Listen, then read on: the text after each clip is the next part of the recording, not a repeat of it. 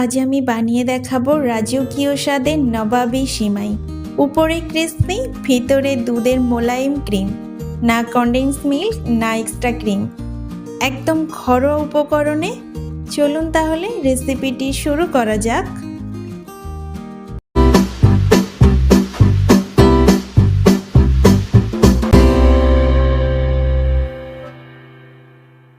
প্রথমে আমি নিয়ে নিচ্ছি 200 গ্রাম সিমাই। এবার সিমাইগুলো হাত দিয়ে হালকা ভেঙে গুঁড়ো করে নেব। সিমাইগুলো সুন্দরভাবে গুঁড়ো করে নিয়েছি। এবার একটা কড়াইয়ে পরিমাণ মতো ঘি দিয়ে দিচ্ছি। ঘিটা গলে যাওয়া পর্যন্ত অপেক্ষা করব। ঘি পুরোপুরি গলে গেছে। এবার এতে দিয়ে দিচ্ছি ভেঙে রাখা সিমাই। মিডিয়াম আঁচে ধীরে ধীরে সিমাইগুলো ভেজে নেব যতক্ষণ না হালকা ব্রাউন কালার হয়ে আসে। ভাজার সময় সবসময় নাড়তে হবে, না হলে নিচে লেগে যেতে পারে।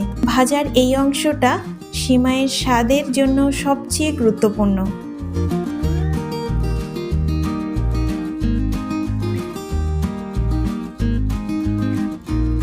সিমাইয়ের রং হালকা ব্রাউন হয়ে এসেছে। এবার আমি দিয়ে দিচ্ছি 1/3 কাপ গুঁড়ো দুধ আর সম পরিমাণ 1/3 কাপ চিনি দিয়ে ভালোভাবে মিশিয়ে নিচ্ছি। চিনি আর দুধের পরিমাণ কম বেশি করতে পারেন, তবু বেশি দেবেন না, না হলে সিমাইয়ের ক্রিস্পি টেক্সচারটা নষ্ট হয়ে যেতে পারে। ধীরে ধীরে গুঁড়ো দুধ আর চিনি সিমাইয়ের সঙ্গে ভালোভাবে মিশিয়ে নিচ্ছি। মিডিয়াম আঁচে 3 থেকে 4 মিনিট সময় নিয়ে নাড়তে হবে যেন সব উপকরণ ভালোভাবে মিশে যায়। এই সময়টাতে ঘি, চিনি আর দুধ মিলে অসাধারণ একটা সুগন্ধ তৈরি হয়, যা পুরো রান্নাঘর ছড়িয়ে পড়ে। সিমাই এখন ধীরে ধীরে নরম হচ্ছে, কিন্তু তবু যেন হালকা ঝরঝরে ভাবটা থাকে, সেটার দিকে খেয়াল রাখতে হবে। দেখুন, সিমাইয়ের রং আর টেক্সচার দুটোই একদম পারফেক্ট। এবার আমি এটাকে একটা বাটিতে তুলে নিচ্ছি। দেখতেই পাচ্ছেন কত সুন্দর ঝরঝরে আর ক্রিস্পি হয়েছে। যে বাটিতে আমি সিমাইটা সেট করব সেখানে অল্প কিছু সিমাই ঢেলে দিচ্ছি। এরপর একটা স্প্যাচুলা দিয়ে সিমাইটা ভালোভাবে চেপে চেপে সেট করে নিচ্ছি। চেপে চেপে সেট করার সময় খেয়াল রাখতে হবে সিমাই যেন সমানভাবে বসে যায় আর কোনো ফাঁকা জায়গা না থাকে।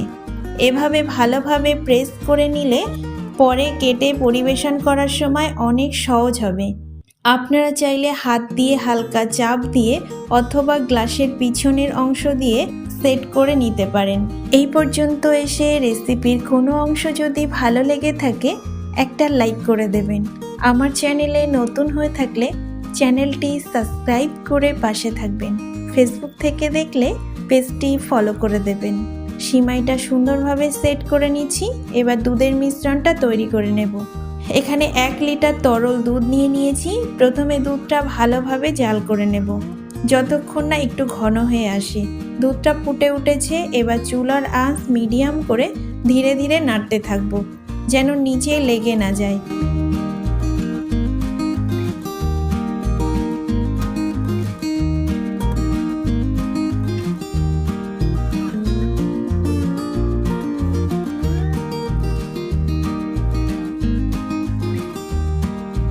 দিয়ে দিচ্ছি 1/2 কাপ চিনি, 1 চিমটি লবণ, মিষ্টির স্বাদটাকে ব্যালেন্স করার জন্য।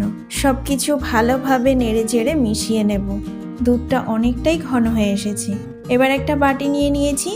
2 টেবিল চামচ কাস্টার্ড পাউডার দিয়ে দিচ্ছি অল্প ঠান্ডা দুধ। ভালোভাবে মিশিয়ে নিচ্ছি যাতে কোনো রকম দলা না থাকে।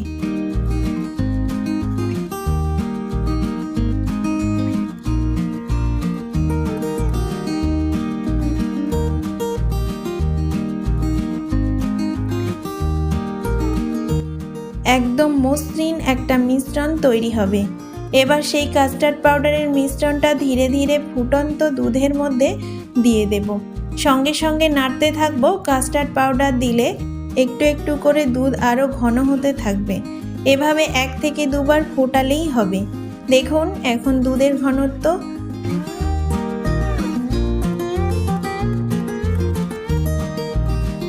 দেখুন, এখন দুধটা সুন্দর ঘন হয়ে এসেছে, একদম পারফেক্ট টেক্সচার। এবার দুধটাকে চুলা থেকে নামিয়ে নেব। ঠান্ডা হলে আরও ঘন হয়ে যাবে, তাই এই পর্যায়ে নামানোই ঠিক হবে। যে প্লেটে আমি আগে সিমাইটা সেট করে রেখেছিলাম এখন প্লেটের উপর ধীরে ধীরে কাস্টার্ড দুধের মিশ্রণটা ঢেলে দিচ্ছি। মিশ্রণটা যতটা সম্ভব সমানভাবে ছড়িয়ে দিতে হবে, যেন প্রতিটা অংশে কাস্টার্ড পৌঁছে যায়। এই সময়টা খুবই গুরুত্বপূর্ণ। হাত হালকা রাখবেন যাতে নিচের সিমাইয়ের লেয়ারটা নড়ে না যায়।